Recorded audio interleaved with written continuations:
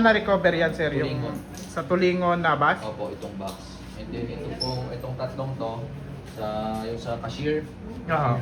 Pinasok ng mga magnanakaw ang isang malaking tindahan sa Ibahay, Aklan. Nakuha ng mga sospek ang mahigit 250,000 pesos na halaga ng paninda. Sa tulong ng CCTV, nakilala ang 5 mga sospek. Naaresto sila. Na-recover ang ibang mga paninda kasamang isang maleta. Sino ang mga magnanakaw na ito? Bakit may dala silang maleta?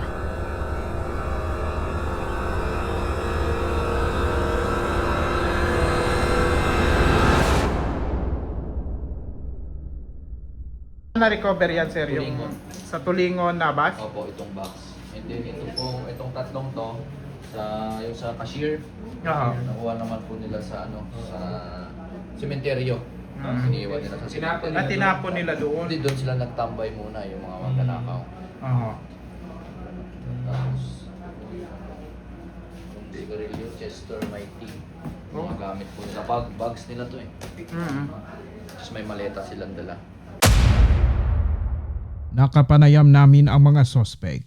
Bago yan, pakinggan muna natin ang pahayag ni Kasama natin Hepe. ngayon si Police Major Rajiv Salvino, ang Hepe ng Ibahay PNP. Ito po ay kaugnay sa nangyaring insidente ng pagnanakaw sa isang establishment dito sa Barangay Poblasyon sa bayan ng Ibahay. Sir, magandang hapon po. Yes sir, no. Good afternoon po at magandang hapon din po sa lahat ng tagapakinig.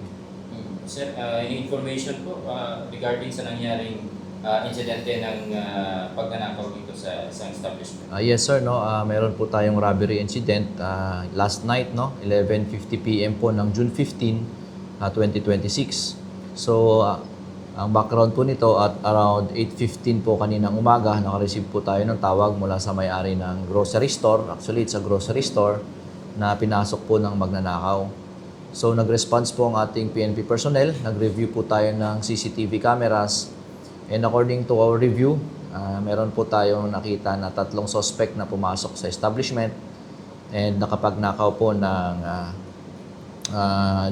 iba't ibang items or properties sa loob ng establishment, kabilang ang isang vault containing ang alleged amount of 50,000 pesos, 1 case Chester cigarette, 1 case Mighty cigarette, may kasama din po siyang Marlboro, and then 3 cash drawers po o yung black na drawer po na ginagamit sa counter.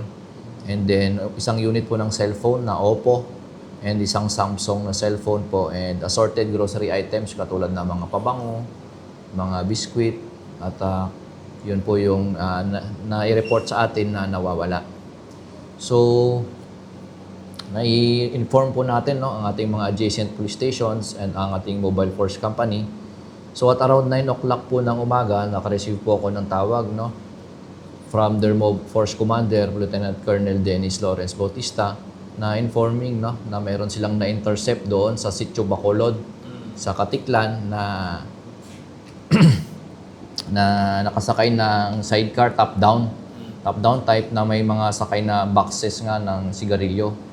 So maigpit po yung campaign natin sa illegal smuggling. That is why in-intercept nila and tinanong kung merong documents or kung saan resibo, kung saan nila nabili yung sigarilyo na yon. Apparently, wala silang naipakita. Kaya in-hold sila and then in-inform tayo dito and then pinakita natin, video call natin, and then pinakita natin sa owner mismo ng store kung yun ba yung mga items na nakuha sa store niya, yung garapon na containing yung coins and then yung cigarette nga na 2 box at yung iba pang mga nawawala. And fortunately, nag-jibe naman po yung nawawala at saka yung intercept po doon sa Katiklan. And then isa pa po, yung based sa review natin sa CCTV camera, yung isa po sa mga suspect dyan is may tattoo dito sa kanyang braso. Oo. And then yung mga suot po nila damit, yun din po yung na-intercept natin sila doon is magkaparehas po.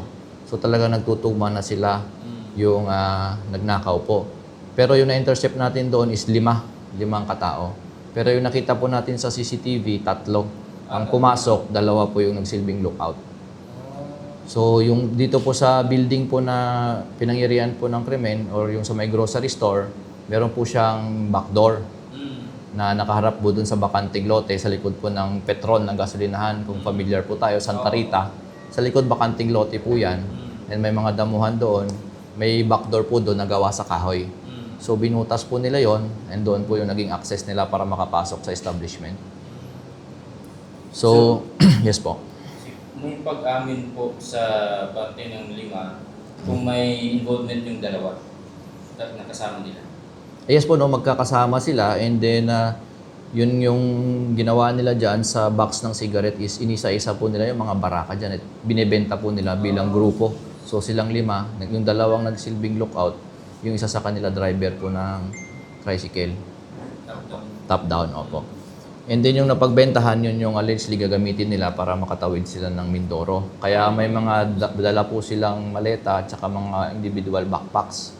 So after nila maibenta yon, hanggang umabot sila ng Buruanga, maubos yung babalik po silang Katiklan, tatawid po sila. So yun po yung information na naibigay nila sa atin. And then yung vault po is tinapon po nila sa bandang Tulingon, Nabas. So after nila mabuksan at sirain, itinapon po nila doon. So that is why itinuro din nila kung saan nila tinapon, na-recover po natin. And then yung 3 cash drawer naman po, na-recover po natin dito sa sementeryo, dito din po sa Ibahay, dun sa may poblasyon. Kasi after po nung insidente ng pagnanakaw nila, tumambay pa sila ng ilang oras, hanggang alas 5 po ng umaga, doon pa sila nag-stay sa sementeryo. So doon po nila iniwan yung cash drawers na 3. So doon po natin yun na-recover. Yung suspects po natin, 4 po doon of legal age. May inquest po sila bukas sa kasong robbery.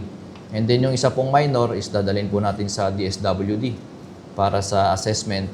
And then kung pumasa po siya sa assessment, ay pa-filean po natin siya through regular filing na po. Ilang taon po? 16 years old po yung isang minor. Opo. Ito pong 3, mga ilang taon po? 4 po. 20 years old po yung 3, yung isa po is 19 years old. Mga taga saan dito sila, sir? Yes sir, taga Bliss po sila dito sa San Isidro. Diyan po sila nakatira. Although yung isa po, galing po siyang Maynila and then may binisita siyang brother niya na nakapangasawa po dito sa San Isidro. Yun po. Ano po mga backbag dito, mga suspect po? Yes po, no, yung isa po dyan, yung isa pong suspect natin dyan, yung mastermind nila or yung nagplano ng pagnanakaw dyan is dati na po yan nahuli natin ng Ibahay NPS din nung minor pa po siya sa kaparehong gawain din po. So robbery din talaga. And then ngayon po wala pong trabaho yung suspect na yan. Sumasama minsan sa pangisda. Minsan nagbobote po siya. So kung ano yung available na racket na tawag natin, doon po siya. So yung iba po dyan wala pong trabaho. Lalo na po yung minor na 16 years old. Hindi po nakulong itong dating nahuli. Yes po, hindi po nakulong dati dahil diversion po yung naging ng DSWD and then hindi po nag-file yung complainant natin noon dahil naibalik yung nanakaw sa kanya. Opo. Pero makukulong na siya sa Yes sir. Ngayon po, desidido po ang ating complainant, yung may-ari po ng grocery store, na mag-file po talaga ng kaso dito sa ating mga suspects. Ilan po ulit yung pera na nanakaw? Ilang peso po?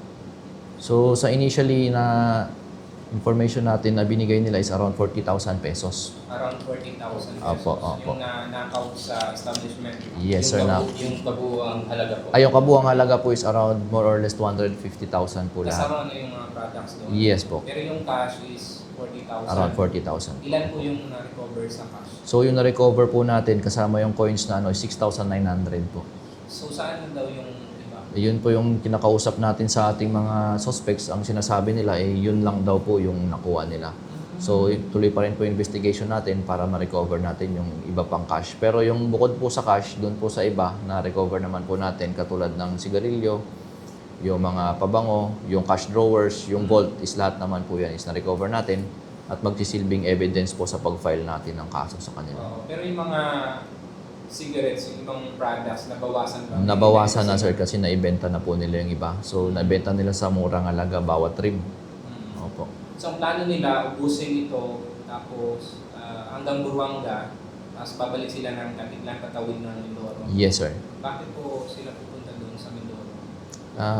Yung probably sir na doon sila magpapalamig sa Mindoro at may dala silang pera kasi may kaibigan nila, yung isang kaibigan nila na suspect din doon kasi magbabarkada po sila is taga Mindoro siya. originally from Mindoro. So, pero ngayon nakatira na po siya dito sa San Isidro. Paano nila nalaman sir na mayroon palang pinto doon sa likod? Yes sir, no? According po to sa ating interview sa isa sa mga suspect kanina, nagtrabaho po yung isa na dati sa amusement po dati diyan sa may bakanting lote. Opo. So ngayon, katabi lang po niya yung establishment. Kaya na-familiarize niya yung sarili niya na meron palang backdoor doon na kahoy yung pintuan. Yes sir, na madaling pasukin. So that is why in-inform niya yung leader ng grupo nila at pinaplanuhan nila na pasukin kagabi. Opo. First time ba ito sa nangyari dyan sa sinabing store o sa establishment? Yes po. Parang confident sila na hindi papasukin. Yes po, no, sa pag-stay ko po dito as chief of police, it's the first time po na nanakawan yung establishment na yon or yung grocery store na yon. So ngayon lang po sila nakapag-report na nanakawan nga po sila. Dahil yung harapan naman po ng establishment is may roll up naman po, roll up yung niya, may lock, and then yung gilid niya is sementado talaga. So yun lang talaga yung weak spot niya is yung door niya doon sa likod, which is kasi construction din yung last floor niya eh. So parang nakaumang yung mga bakal niya pa doon. And then yung door na ginamit kasi doon is tabla. Kaya madaling binutas ng mga suspects natin. Doon yung naging access nila. So, pinwersa nila na Piniwersa po nila, binutas talaga nila sir yung ilalim na portion ng pintuan.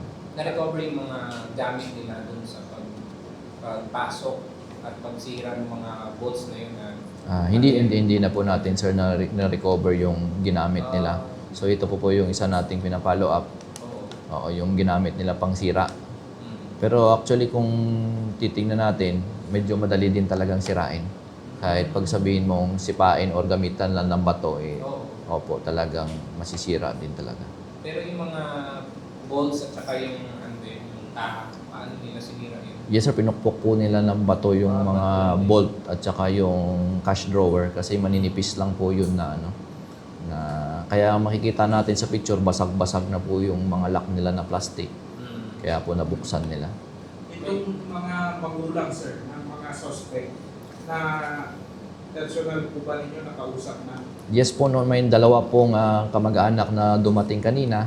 Yung isa po dyan is yung kamag-anak po ng leader nila. At nag-iiyak nga po at sabi niya, kagabi inaalagaan niya yung anak ng ating suspect na baby pa.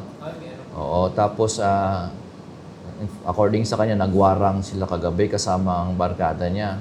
So hindi niya alam na yan pala yung pinunta nila, na magnanakaw pala sila. Opo. And then yung isa naman po is yung parent din po nung 20 years old na isang suspect natin is mag-asawa po silang dumating at yun din po yung sinabi na gumala lang yung anak nila, hindi nila alam na yun na pala yung pupuntahan. Magnanakaw na pala sila. Anong kaso ngayon sir, itong apat? Yes sir, papailan po natin sila ng robbery sir. Opo. Tapos yung isa, yung minor, anong mangyayari sa kanila? Yes sir, dadaan po muna siya ng DSWD sir. And kung makita po ng DSWD na meron siyang discernment na tinatawag, filean po natin din siya ng robbery. May cellphone pa daw na kasama dun sa ninakaw, dalawang cellphone. So, na-recover po yun. Yes sir, yung dalawang cellphone po na ninakaw, may na-recover po tayong isa, yung Oppo na cellphone. Yung Samsung po, hindi po natin na-recover.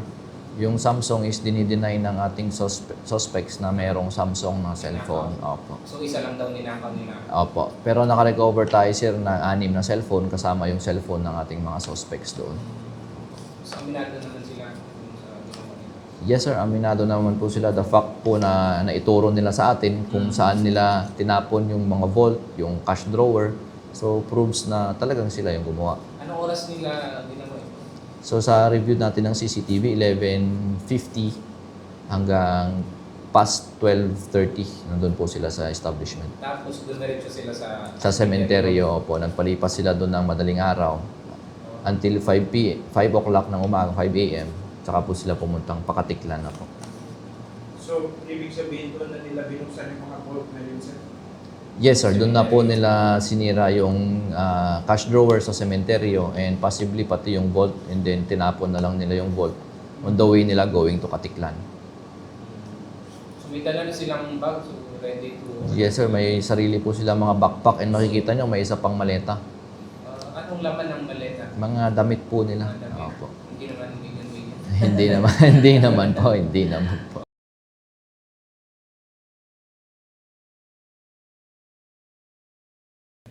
Ano pangalan mo, sir? Ian G. Magan po. Okay, sige. Ano nangyari doon? Paano niyo pinasok yung establishment?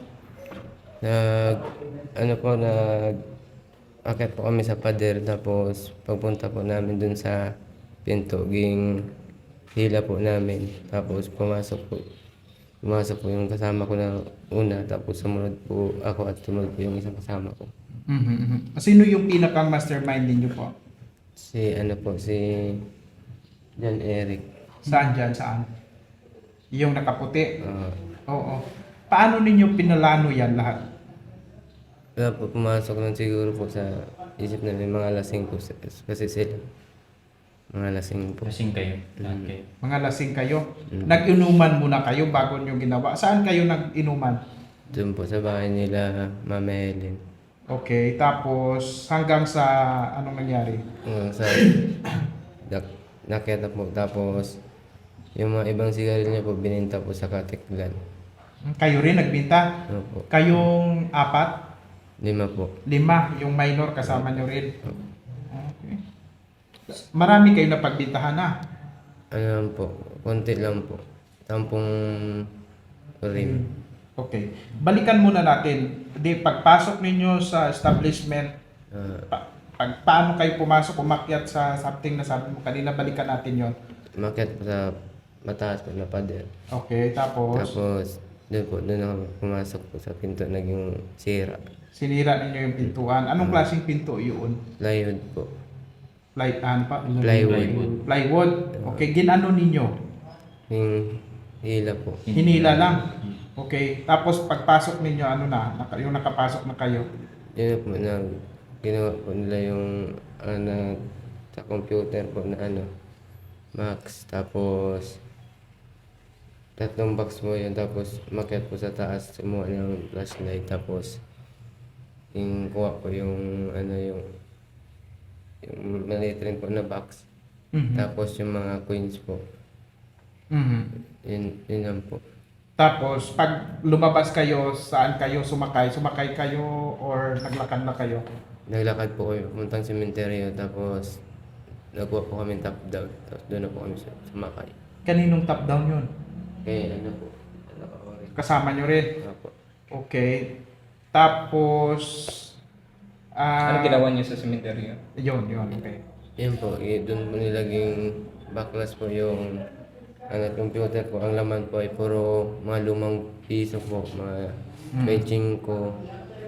Tapos, yun po, tapos paglabas po namin, nagkuha kami po ng set top down, tapos dumiretso na po kami ng Katiklan.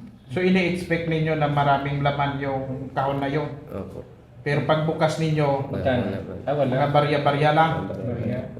Oo. Ilan lahat yung perang nanakaw niyo? Binilang niyo? Binilan niyo lahat. Wala po. Puro coins po kasi, tapos Coins lang, walang Walang papel? bills, paper bills. meron po siya pero binabentahan po ng sigarilyo. Yun lang po. Ano, no? Meron po siya pero yung may papel po siya pero yung pinagbentahan po. Pinagbentahan lang po ng sigarilyo. Mga magkano? Mga sa gamot po ng 5K din po yung papel. Okay. Pero wala kayong ninakaw na perang papel mula doon sa pinagnakawan niyo? Meron po siguro pag-aabot lang po ng mga 1,000. 1,000 lang. Halo po dun sa coins. Okay lang. Pero yung coins marami po. Doon sa kaha may mga coins. Mga pisuin po. Tapos meron pa kayong kinuha na nasa jar yung plastic jar. Opo. Yan nga po yung Punong-puno. mga coins po. Yan po yung mga coins. So, Tapos yun, naisip ninyo, pati ibenta na lang yung mga sigarilyo. Opo. Hanggang nakarating kayo sa Katiklan. Opo. At paano kayo doon nasakuti ng Paano mga kayo pulis? nahuli? Paano naman kayo nahuli? Nakita po kasi nila na may karga po kaming sigarilyo ay bawal daw po. Bawal daw po may kargang sigarilyo. Kaya doon na po kami nahuli. Hinanapan kayo ng papilis. Oo. oo. Pang ano na yun? Pang ilang pang ano na yun? Pang anong oras na yun? Ano po, mga alas 7, alas 6, mga ganyan. Kanina. Ah. Kanina. Sa Katiklan na yan, no? Nahuli kayo. Opo. May checkpoint. Wala po. Na yung kasunod po sa aming motor, yung pula ay police din po. So sinundan kayo. Mm. Saan nyo pa sana dadalhin yung ibang natirang sigarilyo? Bibinta pa rin po sana hanggang papuntang Buruanga. Buruanga. Marumang ka po. Aklan. Nakabenta na kayo. Opo. Mga ilan na yun? Nasa 10 po, ring. Pakiti. Pagkatapos nun, yung plano nyo, uuwi na sana kayo ng Mindoro. Mindoro po. Bakit daw? Bakit papunta kayo ng Mindoro? Po, gusto ko naman po talaga mag-uwi yun. Gusto nila magsama. Sabi wala naman po silang pamasahe. Yun, pamasahe yung... Kaya kailangan nag-ano nyo. sila. So yun ang rason ng pagnanakaw ninyo? Ba? Oh, Yung gusto nilang magbakasyon, walang pamasahe. wala po. Tapos ikaw wala rin pamasahe.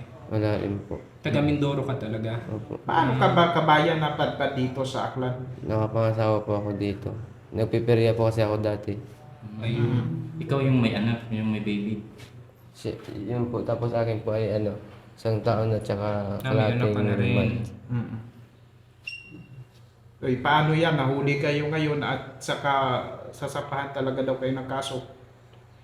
Anong gusto mong mensahe sa may-ari ng tindahan na yan? Sana po makapatawad kami. Hindi ko kasi namin nakaraang na abot sa ganito. Nagkita na kayo ng may-ari. Wala pa po. Unang beses mo itong magnakaw? Opo, unang beses po. Yung mga kasama mo, unang beses kayo na huli din. Yung mga... Sila po nahuli na po and sila Ay, iba? Oo, sila po. Silang tatlo? Ulit. Nahuli na po ulit. Ano yun? Ano po, nag-angat po. Ha? Umangat po ito.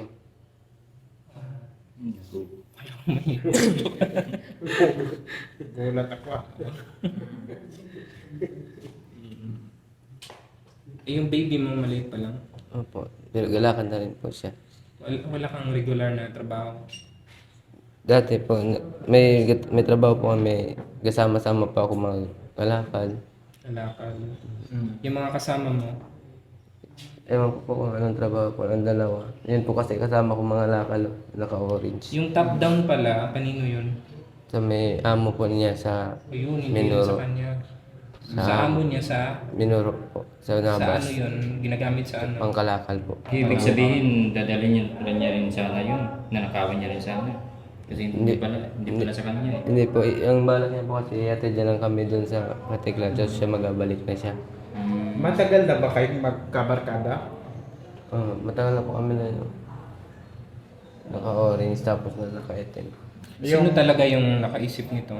Si Jen, Kaputi lang. Pero ikaw yung nag-suggest. Kasi Eric po. gusto lang nilang sumama sa... Gusto lang po nilang sumama. So yun yung naisip niyo na plano. May cellphone pa daw kayo na ninakaw. Siya po yung nakakuha na yun. Anong cellphone yan, Jay? Dalawang cellphone daw yung ninakaw. Isa lang po. Isa lang. Ba't dalawa daw yung nawawala? Isa lang po yun Isa yung nakakuha po namin. Okay. Sige.